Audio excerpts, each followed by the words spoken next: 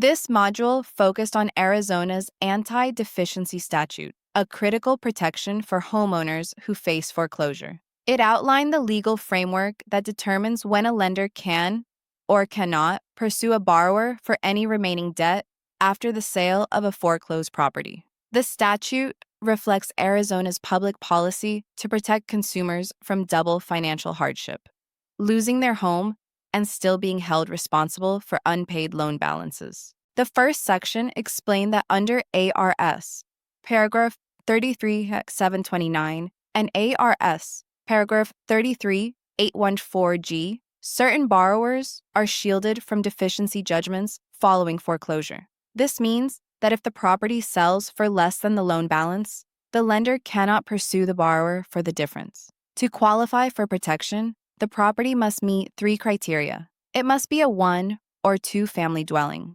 It must sit on 2.5 acres or less, and it must have been used as the borrower's personal residence financed by a purchase money loan, not a refinance or investment loan. For example, a primary residence in Gilbert used as the owner's home would qualify, but a rental home or vacant parcel would not.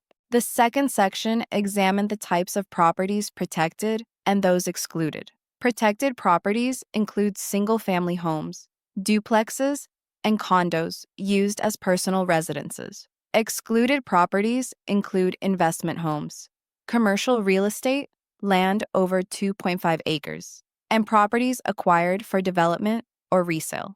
The Baker v. Gardner, 1988, and Mid-Kansas, Federal Savings and Loan vs. Dynamic Development Corp.'s 1991 cases reinforce that the statute applies strictly to homeowners, not speculators or developers. These rulings ensure the law benefits individuals who use their homes for personal living purposes rather than business profit.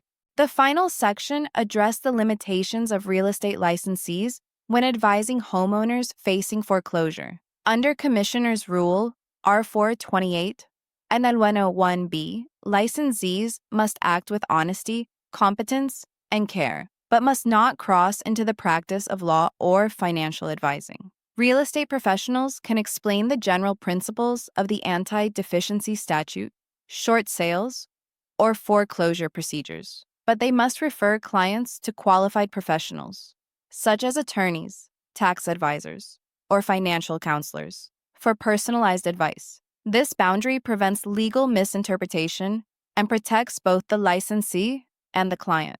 The Arizona Foreclosure Consultant Act, ARS, per 44-378, further prohibits licensees from charging upfront fees or giving foreclosure advice for compensation unless properly authorized. Licensees can ethically assist clients by providing factual information, coordinating communication with lenders, and recommending trusted legal and financial resources.